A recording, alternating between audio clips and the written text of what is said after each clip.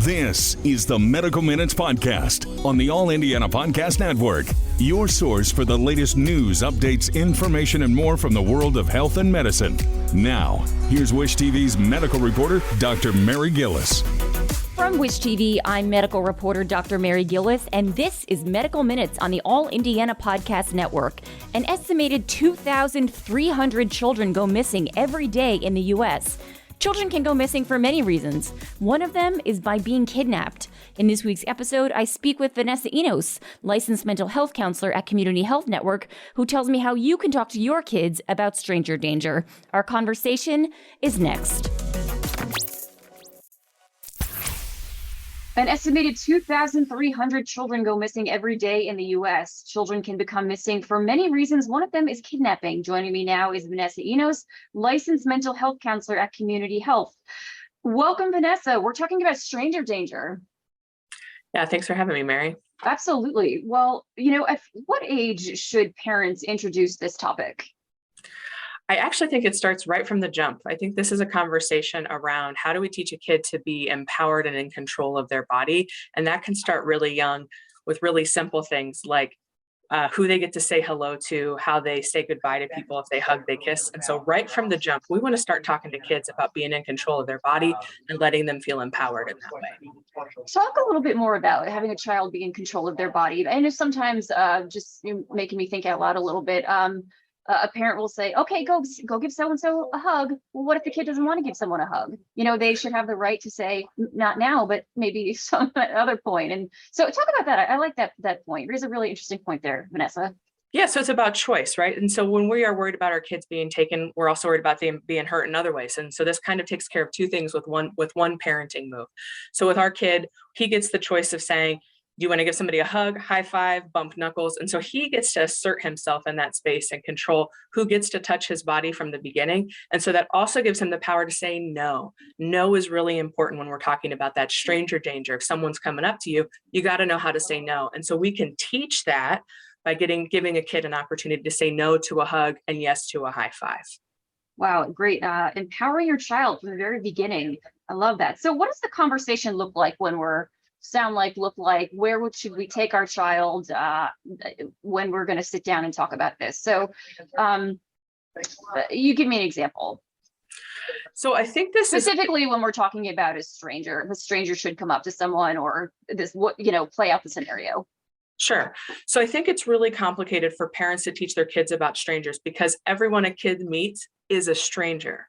And so we need to make sure we're really clear about when we introduce the non-strangers to our kid, defining, right? Like, this is my friend, this is my coworker, this is your new teacher. And so that a kid knows who those safe people are. When we do want to teach a kid about here's the people we don't go up to, I think this doesn't need to be a one-time conversation and it's going to need to be age appropriate. So what I tell a 3-year-old versus what I tell an 8-year-old is going to be really different. And so that's up to you. We could be getting a Sprite at McDonald's or we can be sitting in our living room, whatever feels the right thing. I do think it makes sense to make it age appropriate. And so I wouldn't have my 3-year-old and my 8-year-old at the same time. I might do this a little more one-on-one with a kid. And we're just going to slow down and talk about it. We're not going to describe the person because there's no actual bad person. We need to talk about how they're behaving that makes us concerned. And so really to pull away from that like bias that if a person's wearing a hat and sunglasses, that's a bad person. It's really what are they doing that feels unsafe? And so explaining safety to our kids versus what physically to look for in someone. That's so interesting. I mean, what would a conversation for a 3-year-old? And I like how you say this is sort of a nonstop conversation. It doesn't have to be some sort of in-depth thing where I got to tell you something, and then also sitting with your kid in the car, reminder, or sort of talking in that way. I mean, I guess it depends on type of kid you have. But how about a 3-year-old? Let's give an example. Yeah. So my kid is 4, so that's a perfect age for me to kind of walk through. And so I'm not walking through like these people could take you and hurt you, but I'm saying, hey, if you don't know somebody, you don't have to talk to them. And if you feel unsafe, you go get an adult you feel safe with. And so it's a lot of conversation about who's safe and who's not. And then we talk about who are the safe people in your life. So uncle, Uncle Paul is safe. Uncle Ty is safe. Your teacher is safe. And so really helping them understand that. How do we know they're safe? They're safe because they make sure if you fall and get hurt, they're going to help you. You know, they're safe because when you ask for help, they're going to help you. And so really just helping him understand those small, simple things of what's safe and what's not safe. And then walking through what's not safe. And so I would tell we tell my kid, right? It's not, an adult doesn't need your help to find their dog, right? That's a common thing we talk about. As an adult, if my dog's lost, I might tell a neighbor kid, hey, if you see my dog, we live at the house on the corner, but I'm not going to ask an 8-year-old or a 3-year-old to help me find a dog. And so it's also telling kids that adults don't need your help for that stuff. Your parents might need your help for that stuff. Your aunts and uncles might need your help for that stuff. But a random person you've never met, they don't need your help finding a dog.